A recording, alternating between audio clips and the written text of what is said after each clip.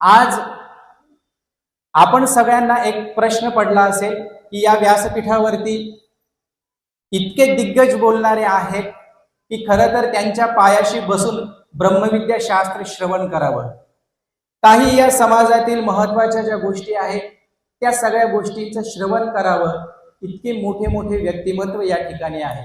परंतु आजच्या कार्यक्रमाचे आयोजक आदरणीय श्रद्धेय परमपूजनीय महंत श्री फलटणकर बाबाजी आणि त्यांच्या खांद्याला खांदा लावून या सगळ्या आश्रमाची व्यवस्था आणि या सगळ्या परिसरातील या सगळ्या धार्मिक घडामोडींचं एका अर्थाने संचालन करणारे आमचे आदरणीय श्रद्धेय परमपूजनीय माधवराज दादाजी फलटणकर, आपण सगळे ज्यांना जिजा म्हणतो, हे दोन व्यक्तिमत्व कायम माझ्या पाठीशी राहिलेले आहेत. आणि यावर्षी बाबांनी सांगितलं की यावर्षी एक वक्ता आम्हाला जो महत्वाचा बोलायचा आहे ते तुला बोलायचं आहे आणि तू कशा पद्धतीने बोलायचं ती चांगली तयारी करून ये आणि चांगल्या प्रकारे या ठिकाणी बोललं पाहिजे. मला असं वाटतंय तुम्ही सगळे खाली बसलेले जे आहेत यापैकी मला वाटत नाही की कुणी मला ओळखत नसेल. तुम्ही सगळेजण मला वारंवार ऐकताय. 8 वर्ष झाले उगिरडे भाऊ, 8 वर्षापासून या कार्यक्रमाचं सूत्रसंचालन मी करतो आहे. ज्या कार्यक्रमाचं 8 वर्षापासून मी सूत्रसंचालन करतोय त्याच कार्यक्रमामध्ये प्रमुख वक्ता म्हणून बोलायला मिळाली संधी ही माझ्यासाठी मोठी असणारी एक उपलब्धी आहे. याचं कारण असं आहे की गुरुवर्य, गुरुस्थानी असलेले एक सद्गुरू जे असतात हे आपल्या शिष्यांना तपासून पाहण्याचं काम करत असतात की हा किती पक्का झालेला आहे, हे मडकं किती पक्क झालेलं आहे. आणि म्हणून कुंभार जसा ते मडकं वाजून पाहत असतो की हे किती पक्क झालेलं आहे. कदाचित तुम्हा सगळ्यांचं व्यासपीठावरील सगळ्या गुरुवर्यांची ही परीक्षा आहे. हे मडकं आपण आज थोडंसं वाजून पाहिलं पाहिजे की हे किती पक्क झाले. म्हणून त्याला प्रमुख वक्ता म्हणून आज बोलू द्या. आपण त्याची निश्चितपणाने परीक्षा पाहू हे मडकं किती पक्क झालेलं आहे. आणि म्हणून खास करून तुम्हा सर्वच साधू संतांच्यासाठी आचार्यांच्या चरणावरती फक्त 2 ओळी ठेवतो. माझी कृतज्ञता व्यक्त करतो. दिली हृदयात जागा तू, बदलली जिंदगी माझी. सुनील दादा, दिली हृदयात जागा तू, बदलली जिंदगी माझी. बगीचा सारखी फुलली बहरली जिंदगी माझी. बगीचा सारखी फुलली बहरली जिंदगी माझी. या जीवनाला जर तुमच्यासारखा बगीचा मिळाला नसता, तुमच्यासारख्याचं सानिध्य मिळालं नसतं तर कदाचित माझं जीवन एवढं बहरलं असतं की नाही याच्यावरती निश्चितपणाने प्रश्नचिन्ह होतं. या ठिकाणी तुम्ही सगळेजण जे उपस्थित आहात तुम्हा सर्वांची कृतज्ञता व्यक्त करणं हे माझं कर्तव्य समजतो. आणि तुमच्यासाठी म्हणून मी माझी कृतज्ञता 2 ओळींमध्ये व्यक्त करतो. पूरी धरा भी साथ दे तो और बात है, पर तू जरा भी साथ दे तो और बात है. पूरी धरा भी साथ दे तो और बात है, पर तू जरा भी साथ दे तो और बात है. चलने को तो एक पांव से भी चल रहे हैं लोग. चलने को तो एक पांव से भी चल रहे हैं लोग. दूसरा भी साथ दे तो और बात है. दूसरा भी साथ दे तो और बात है. तुम्ही सगळेजण मला सांभाळून घ्याल, तुम्ही सगळेजण मला साथ द्याल. पुढचा एक 40 मिनिटं 45 मिनिटाचा जो प्रवास आहे हा आपण छान पद्धतीने हसरा खेळता करून सर्वज्ञ श्री चक्रपाणी प्रभूंच्या लीळांचं स्मरण करून त्यांच्या कार्याचं स्मरण करून आणि तुमच्या आमच्या अवतीभोवती सगळ्या घडणाऱ्या घटनांच्या सगळ्यांना स्पर्श करून आपण थोडंसं पुढे जाण्याचा प्रयत्न करूया. सुजनो, या ठिकाणी ही सर्व संत मंडळी उपस्थित आहेत. यांचं जे जीवन आहे यांनी स्वतःचं जीवन जाळलेलं आहे आणि जो जळतो तोच खऱ्या अर्थाने तो उजेड होऊ शकतो, तोच खऱ्या अर्थाने प्रकाश देऊ शकतो. आणि म्हणून एखाद्या फुलाला एखादी टाचणी टोचावी, एखाद्या फुलाला एखादी सुई टोचावी असं त्यांनी स्वतःच्या आयुष्याला परमेश्वराची, त्याच्या भेटीची, त्याच्या तळमळीची टाचणी टोचून घेतलेली आहे आणि संपूर्ण आयुष्य परमेश्वराच्या चरणी समर्पित केलेलं आहे. फुलाचा जन्म म्हणजे एवढे तर सोसणे आले. शास्त्री बाबाजी, फुलांचा जन्म म्हणजे एवढे तर सोसणे आले. नखाचा वार देठावर सुईचे टोचणे आले. सुईचे टोचणे आले. हे जे सुईचं टोचणं आहे हे तुम्ही खऱ्या अर्थाने स्वतःच्या जीवनामध्ये ते पचवलेलं आहे आणि हे पचवून खऱ्या अर्थाने त्या मोक्ष मार्गाची, त्या कैवल्य गडाची वाटचाल आपण या ठिकाणी करत आहेत. सुजन हो, सांगण्यासाठी मी या सगळ्यांच्या समोर काही फार मोठा वक्ता नाही, पण भाऊसाहेब पाटणकरांनी म्हटलं होतं, सांगेन भव्य काही ऐसी शायरी माझी नव्हे, तो कवींचा तो संतांचा मान तितुकी पायरी माझी नव्हे, मानतो की शेवटी मातीचा आहे व्हायचे, नाही तरी दुनियेत दुसरे काय असते व्हायचे, नाही तरी दुनियेत दुसरे काय असते व्हायचे. आणि तुम्हाला जर या ओळी आवडत असतील, विचार आवडत असतील, तर खुल्या दिलाने टाळ्या वाजवा, चोरून टाळ्या वाजवू नका. तुमच्या मनामध्ये तुम्हाला जर हा विचार पटलेला असेल तर खुल्या दिलाने टाळ्या वाजवा. शेजारचा टाळ्या वाजवतो की नाही त्याचा विचार करू नका, कदाचित त्याला कळालेलं नसेल, तुम्हाला कळालेलं असतं. अनेक कार्यक्रमांमध्ये त्या तंबाखूच्या टाळीचा अनेक लोक किस्सा सांगतात. असा काही किस्सा आपल्या या सभेमध्ये करू नका. आपल्याला कळलं असेल, आपल्याला पटला मुद्दा, की आपण वक्त्याला दाद दिली पाहिजे, त्याच्यापर्यंत आपली दाद पोहोचली पाहिजे. तुमची दाद आणि तुमची साथ जर मला असेल तर एक छान हसऱ्या खेळत्या वातावरणामुळे आपण छान पुढे जाऊया. आणि हे सगळं जे वातावरण आहे, या सगळ्या वातावरणामध्ये सुगंधाच्या तराजूने फुलांना तोलतो आता, हवा ही बोलकी झाली हवेशी बोलतो आता. मला हा एकदा जेव्हा दिला आधार शब्दांनी, मला हा एकदा जेव्हा दिला आधार शब्दांनी, बघा आकाश ताऱ्यांचे कसे मी तोलतो आता, बघा आकाश ताऱ्यांचे कसे मी तोलतो आता. सुजन हो, हा कार्यक्रम अशा पार्श्वभूमीवरती आहे की भारतीय संस्कृतीमधला दिव्यांची आरास करणारा, उजेड करणारा, अंधारातून प्रकाशाकडे नेणारा आणि भारतीय संस्कृतीमधल्या 12 महिन्यांमधला सगळ्या ऋतूंमधला सगळ्यात मोठा जो सण आहे हा म्हणजे आपली दिवाळी सण आहे. आणि उद्यापासूनच दिवाळी सुरुवात होते आहे. दरवर्षी हा कार्यक्रम अशा वेळेला येतो ज्या वेळेला बरोबर एकतर दिवाळी होऊन 2-3 दिवस झालेले असतात किंवा कार्यक्रम झाल्यानंतर 2-3 दिवसानंतर दिवाळी सुरू होत असते. एका अर्थाने छत्रपती संभाजीनगरकरांच्यासाठी हा कार्यक्रम म्हणजेच एक मोठी दिवाळी आहे असं मी समजतो. आणि दिवाळीच्या मी शुभेच्छा या कार्यक्रमामध्ये अनेकदा देत आलेलो आहे. साठवलेल्या आनंदाचा निचरा करून घेऊ, साठवलेल्या आनंदाचा निचरा करून घेऊ, जन्म जरासा हसरा आणि हलका करून घेऊ. तशी दिवाळी झगमगणारी पुढे आहेच म्हणा, तशी दिवाळी झगमगणारी पुढे आहेच म्हणा. तोवर आपल्या सन्मानाचा दसरा करून घेऊ, जन्म जरासा हलका आणि हसरा करून घेऊ. या दिवाळीच्या निमित्ताने तुमच्या जीवनामध्ये लख प्रकाश पडावा, आरोग्यदायी जावं, धर्मरूप जावो, समाजसेवा घडो, धर्मसेवा घडो, पंथ सेवा घडो, कुटुंब सेवा घडो आणि उपस्थित असलेल्या सर्व संतांच्या वतीने तुमच्या जीवनामध्ये उत्तरोत्तर प्रगती होत जाओ, एवढीच मी शुभकामना या दिवाळीच्या निमित्ताने तुम्हा सर्वांच्या वतीने आणि संतांच्या चरणावरती या ठिकाणी नतमस्तक होऊन करतो. सुजन हो, आज आपण या ठिकाणी जे जमलेलो आहोत, खरं तर चक्रपाणी अवतार दिन या महोत्सवाचं एक औचित्य आहे. या औचित्याच्या निमित्ताने खरं तर आपण या ठिकाणी जमलेलो आहोत. या औचित्याचा विचार करत असताना आपण खऱ्या अर्थाने आपल्या अवतीभोवती घडलेल्या घटनांचा आणि श्री चक्रपाणी अवतार दिनाच्या निमित्ताने त्यांच्या लीळांचा काही स्मरण, काही मागोवा आपण घेण्याचा प्रयत्न करणार आहोत. श्री चक्रपाणी अवतार हा अवतार पंचकृष्णापैकी तिसरे कृष्ण असलेले श्री चक्रपाणी महाराज. या ठिकाणी पंचकृष्णांचं स्मरण करणं अगत्याचं आहे. पहिले कृष्ण भगवान गोपाल कृष्ण, दुसरे कृष्ण महानुभाव पंथासाठी आदि कारण असलेले श्री दत्तात्रय प्रभू, तिसरे कृष्ण द्वारावतीकार ज्यांच्या अवतार दिनाच्या निमित्ताने आपण इथे जमलो आहोत असे श्री चक्रपाणी महाराज. चौथे कृष्ण श्री रिद्धपूर, श्री क्षेत्र रिद्धपूर या ठिकाणी ज्यांनी लीळा आणि क्रीडा केलेल्या आहेत असे श्री गोविंद प्रभू महाराज. आणि पाचवे कृष्ण तुम्हा आम्हा सर्वांचे उद्धारक, तुम्हा आम्हा सर्वांचे आराध्य दैवत आणि तुम्हा आम्हा सर्वांच्यासाठी असलेले पूर्ण परब्रह्म परमेश्वर सर्वज्ञ श्री चक्रधर स्वामी या पंचकृष्णांपैकी असलेले तिसरे कृष्ण म्हणजे श्री चक्रपाणी महाराज.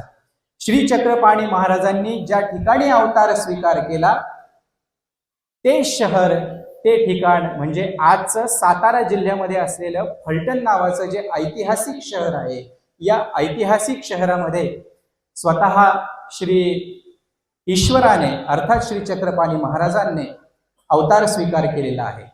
श्री चक्रपाणी महाराजांना दोन नावांनी शास्त्रकारांनी संबोधलेलं आहे किंवा जन्मताच त्यांचे दोन वेगवेगळे नाव होते असं आपल्याला लक्षात येतं। हे दोन नावं अर्थातच श्री चक्रपाणी महाराज हे एक आणि दुसरं श्री चांगदेव राऊळ हे एक असलेलं दुसरं नाव। नामामध्ये आपल्याला विहित जे आहे पंचनामामध्ये ते नाम मात्र श्री चांगदेव राऊळ या नामाने आपण सर्वजण श्री चक्रपाणी महाराजांचं स्मरण करतो, जपमाळ ओढतो। दोन्हीही नावं अत्यंत महत्वाचे असे असणारे नावं आहेत। शेक्सपियर म्हणाला होता की नावामध्ये काय असतं, परंतु शेक्सपियर पाश्चिमात्य आहे, त्याच्या विचाराने तो अगदी बरोबर आहे। परंतु भारतीय संस्कृतीचा विचार करत असताना नामामध्येच सगळं आहे हा भारतीयांचा सिद्धांत आहे। कारण नामानेच मोक्ष आहे, नामानेच कैवल्य आहे आणि नामानेच परमेश्वर प्राप्ती आहे। म्हणून नावातच खूप काही गोष्टी दडलेल्या आहेत आणि म्हणून नामकरण सोहळा हा 16 संस्कारांमधला एक महत्वाचा असा असणारा भारतीय संस्कृतीमध्ये असलेला एक संस्कार आहे, हे सुद्धा आपण लक्षात घेतलं पाहिजे। आणि म्हणून या सगळ्या पार्श्वभूमीवरती खऱ्या अर्थाने महानुभाव पंथ या पंचकृष्णांकडे पाहत असताना आपल्याला तोची होवावा, तोची भेटावा याच फक्त एक आर्ततेने, याच एका फक्त तळमळीने आणि याच एका उद्दिष्टाने आपलं संपूर्ण जीवन, आपली संपूर्ण दिनचर्या, मग नित्यविधी असेल, निमित्तविधी असेल, आचार असेल, विचार असेल, या सगळ्यांचं जे पालन आहे हे अनुपालन करत असताना फक्त आणि फक्त तोची होवावा, तोची भेटावा हाच एक त्याच्या मनामध्ये विचार असतो। मग तोची होवावा, तोची भेटावा हा आपण विचार आपल्या मनामध्ये ठेवतो का? तोची होवावा, तोची भेटावा हा जो विचार आहे, हा विचार करत असताना आपल्याला परमेश्वरच प्राप्त व्हावा यासाठी काय केलं पाहिजे हे आपण खरं तर समजून घेतलं पाहिजे। आपण परमेश्वराला मागितलं पाहिजे।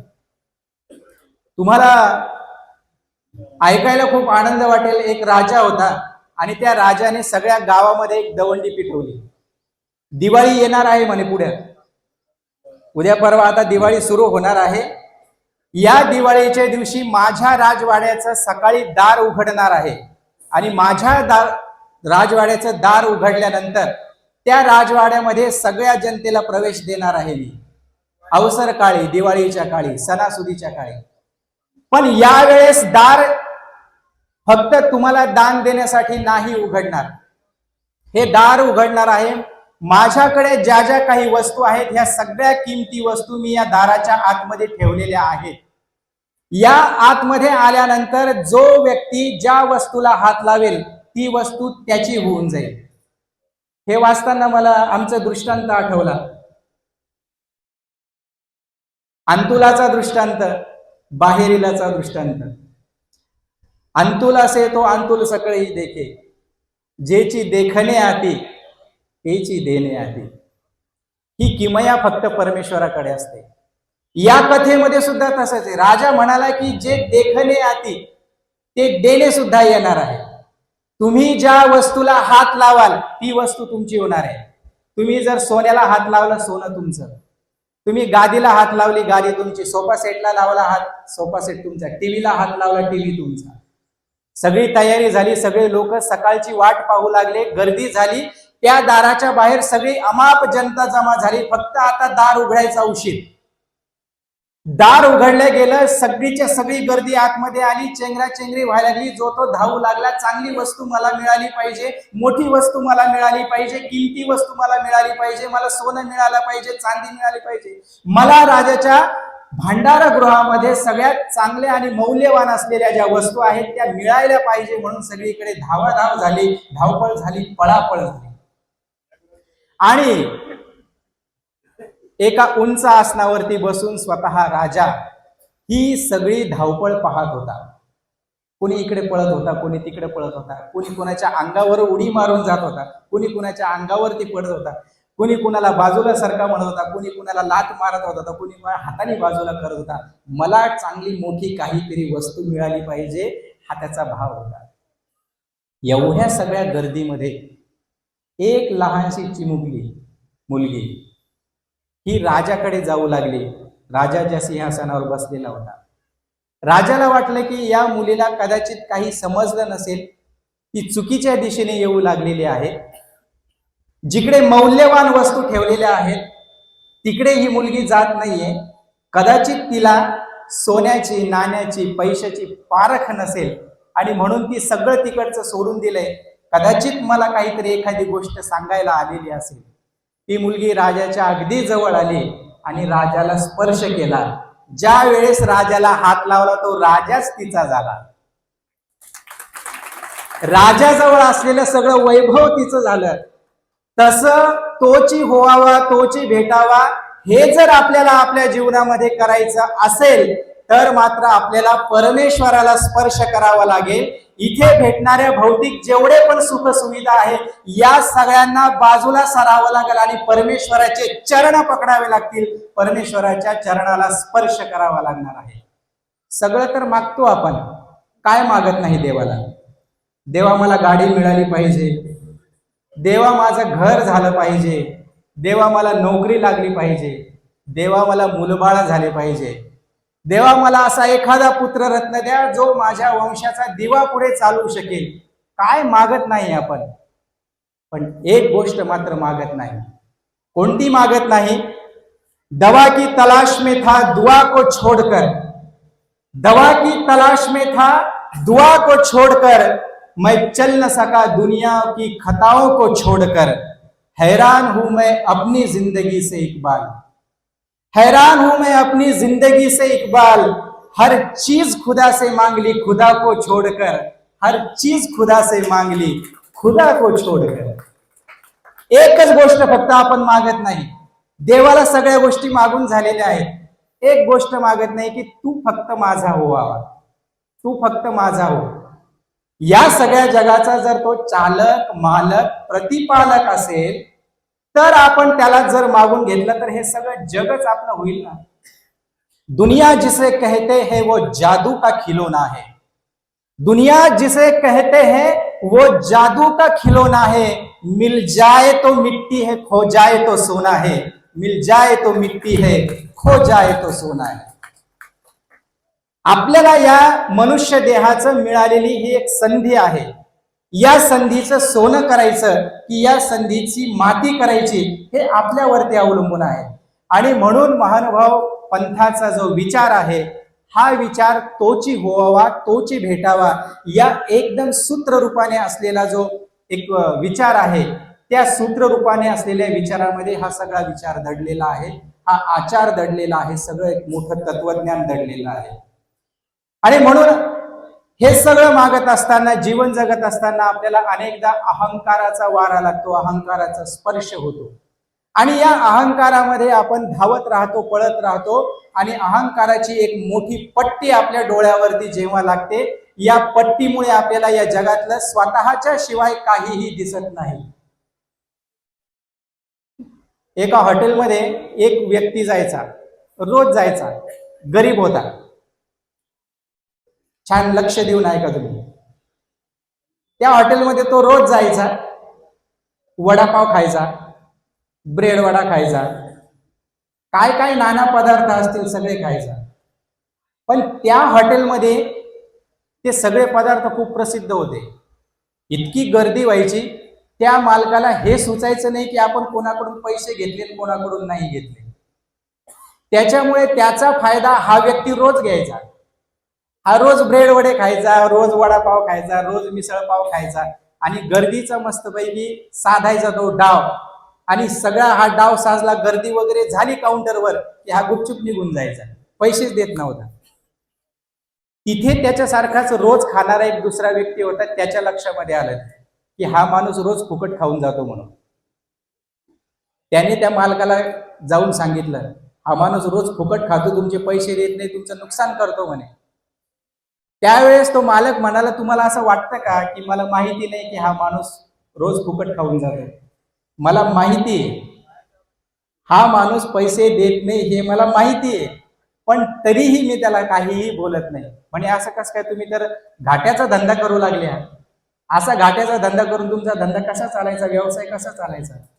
तेव्हा तो हॉटेल मालक म्हणाला की तुझ्यासारखी शंका माझ्याही मनामध्ये आली होती, आणि एक दिवस मी त्याचा मागोवा घेत घेत त्याच्या मागे मागे हा कुठे जातो म्हणून पाहिलं, तर हा सरळ इथून एक वडापाव किंवा त्याचं काय जे असेल मिसळपाव खाऊन इथून सरळ एका मंदिरामध्ये जातो, आणि मंदिरामध्ये जाऊन परमेश्वराला प्रार्थना करतो की देवा, आजचा दिवस माझा भागलेला आहे, या हॉटेलवाल्याच्या हॉटेलवर अशीच रोज गर्दी होऊ दे आणि माझं पण पोट भरू दे.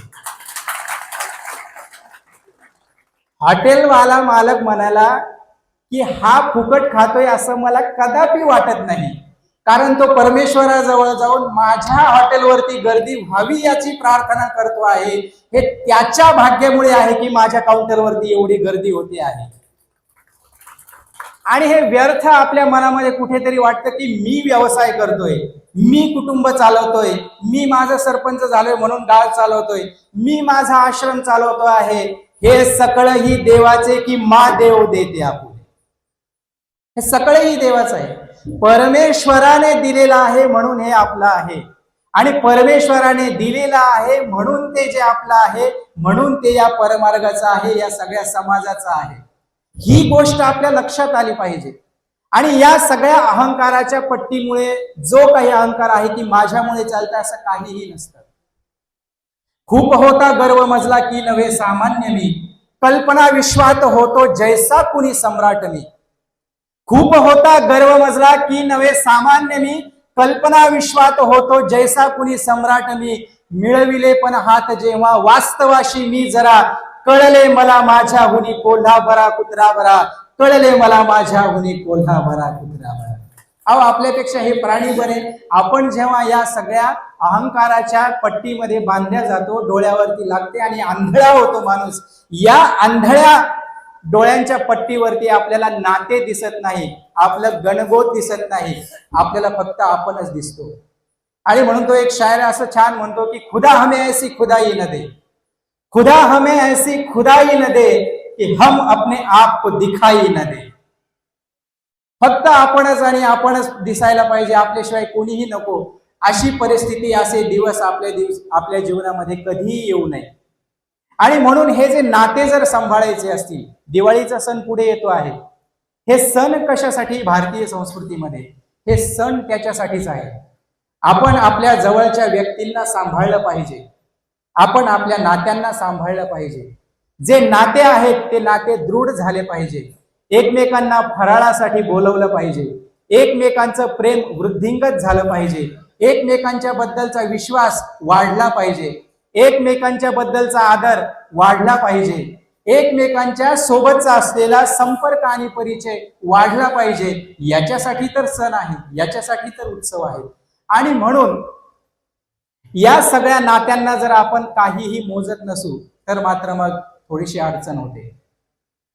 एका गावामध्ये एक सोनार नेमकाच वारला आणि त्याचं संपूर्ण कुटुंब उघड्यावरती आलं. एखाद्या कुटुंबामधला एखादा कुटुंब प्रमुख जेव्हा जातो तेव्हा ते कुटुंबावरती काय कोसळतं हे ते कुटुंबालाच त्याची खरं तर ती जाणीव असते. त्याची पत्नी, त्याचा मुलगा त्याच्या पश्चात होता. त्या सोनार असल्यामुळे त्या स्त्रीकडे एक हिऱ्यांचा मौल्यवान हार होता. दिवस बिकट आले होते. त्या मुलाकडे तो हार देऊन त्या पत्नीने, त्या बाईने सांगितलं की काकांकडे जा, जे सोनाराचं दुकान आहे त्यांचं, आणि त्यांना सांग की हा हार घ्या आणि आम्हाला या हाराचे जे येतील ते पैसे द्या.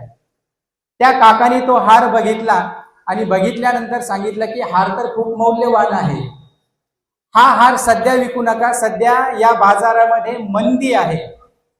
ही मंदी गेल्यानंतर जेव्हा तेजी येईल याचे चांगले पैसे मिळतील, पण एक काम कर की तोपर्यंत तू स्वतः माझ्याकडे कामाला ये, म्हणजे तुझ्या घरची रोजीरोटी मिळेल एवढे पैसे तुला कमवता येतील. अनेक दिवस झाले तो मुलगा तिथे जाऊ लागला, काम करू लागला. अनेक वर्षानंतर तो स्वतः हिऱ्यांचा, जवाहिरातांचा, सोन्याचा, चांदीचा चांगला पारखी झाला. अनेक दिवस गेल्यानंतर, अनेक वर्ष गेल्यानंतर जुनी गोष्ट त्या सोनाराला आठवली आणि त्या सोनाराने त्या मुलाला सांगितलं की काही वर्षापूर्वी तू माझ्याकडे तुझ्या घरी असलेला एक सोन्याचा आणि त्याच्यामध्ये हिरे रत्न जडित असलेला हार घेऊन आला होता. तुझ्या आईला निरोप दे की आता बाजारामध्ये चांगली तेजी आलेली आहे आणि तो हार जर विकला तर आपल्याला खूप चांगले पैसे मिळतील, आपण फायद्यामध्ये राहू. त्या मुलाने आईकडे तो हार मागितला. तो हार आईने त्याच्या हातामध्ये दिला. घेऊन दुकानामध्ये आला आणि दुकानामध्ये येता येता रस्त्यामध्ये त्याने तो हार बघितला. जो हार बघितला तो स्वतःच एवढ्या वर्षामध्ये रत्नांचा पारखी झाला होता, सोन्याचा पारखी झाला होता.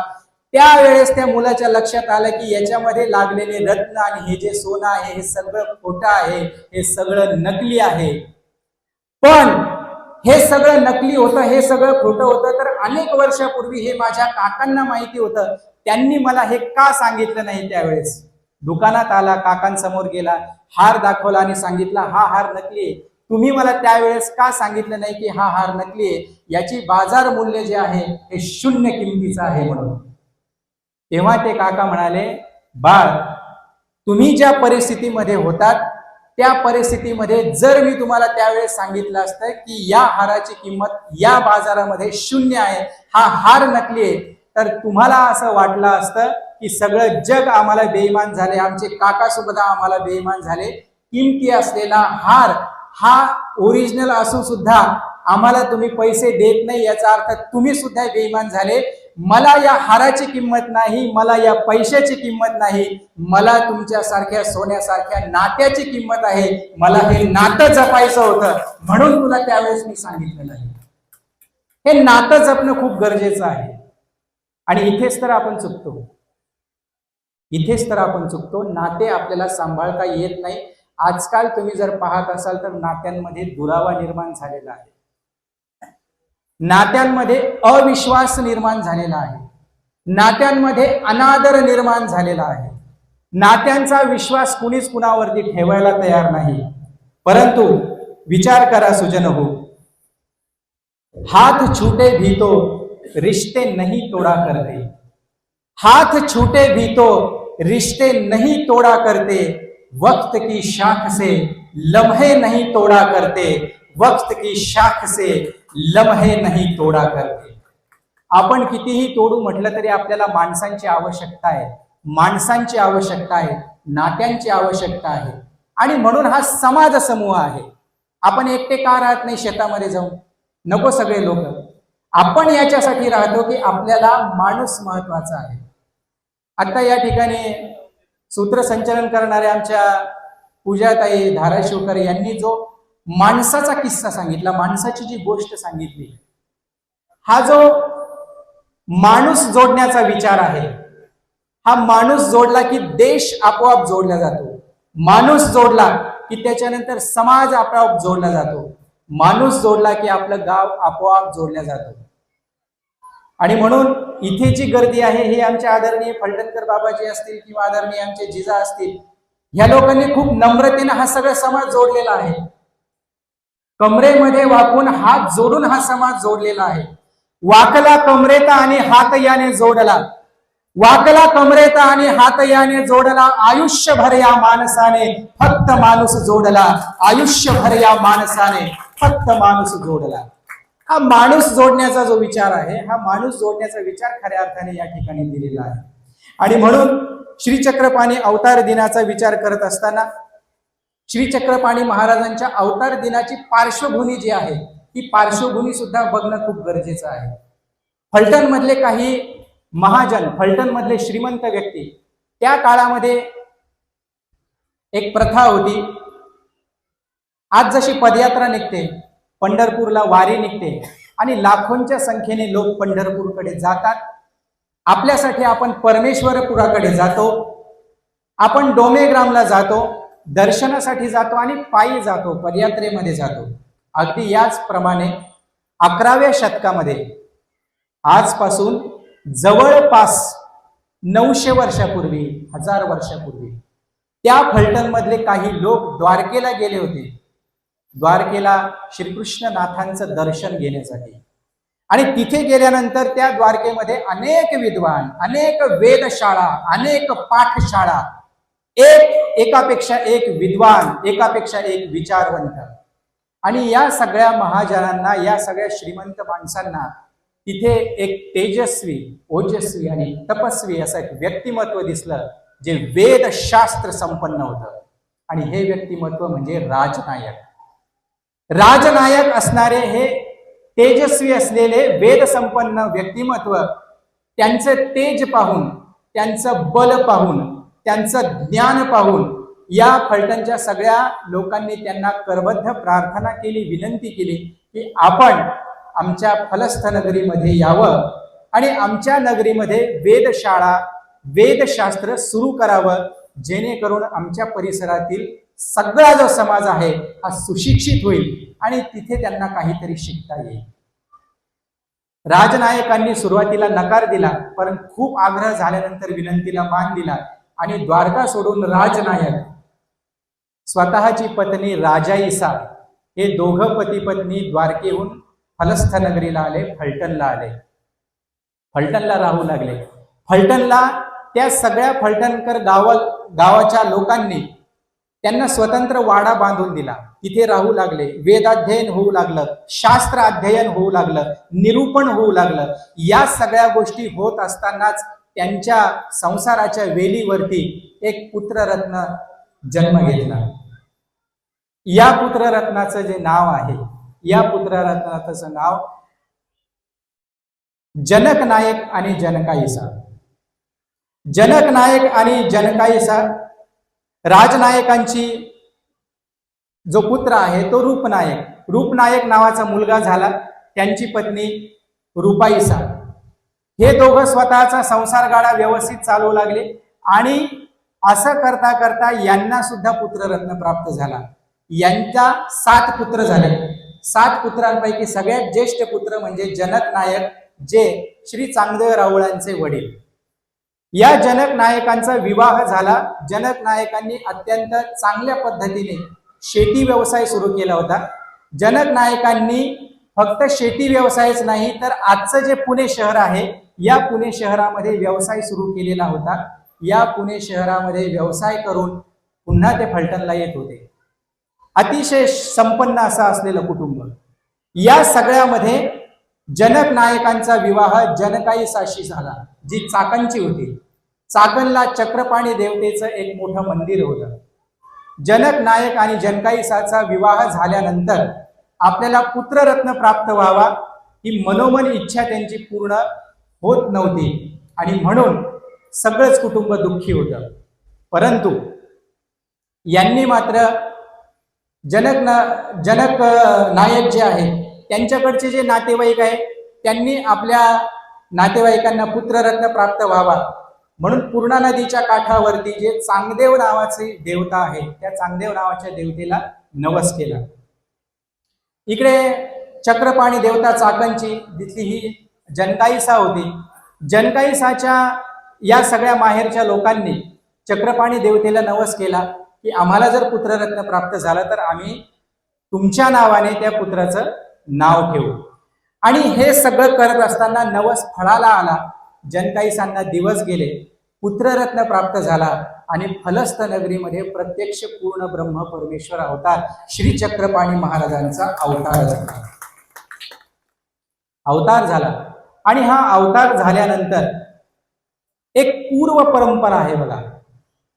एक पूर्व परंपरा आहे की राजनायक द्वारका सोडून फलटणला आले.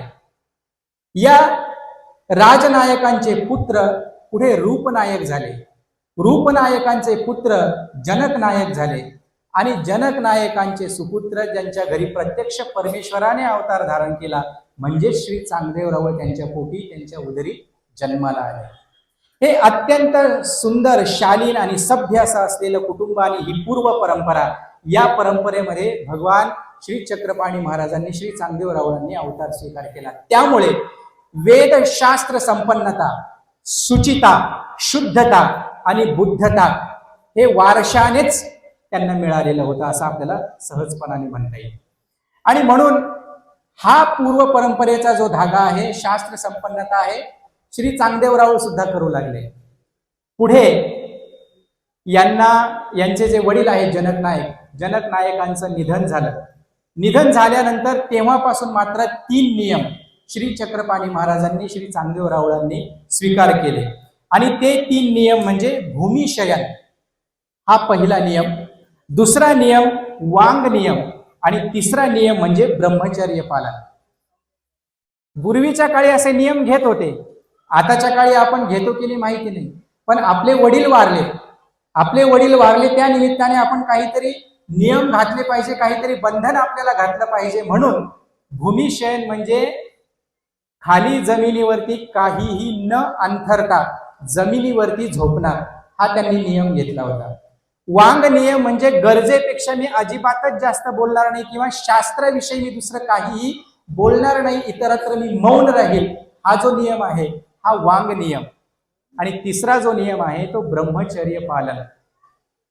याच काळामध्ये मात्र जेव्हा त्यांचा 10वा 13वा होता जनक नायकांचा, त्यावेळेस मात्र चक्रपाणी महाराजांच्या ज्या पत्नी होत्या, या पत्नीने मात्र रतिक्रियेची मागणी केली आणि त्यावरून मात्र श्री चक्रपाणी महाराज, श्री चांगदेवराव हे थोडेसे उदास झाले.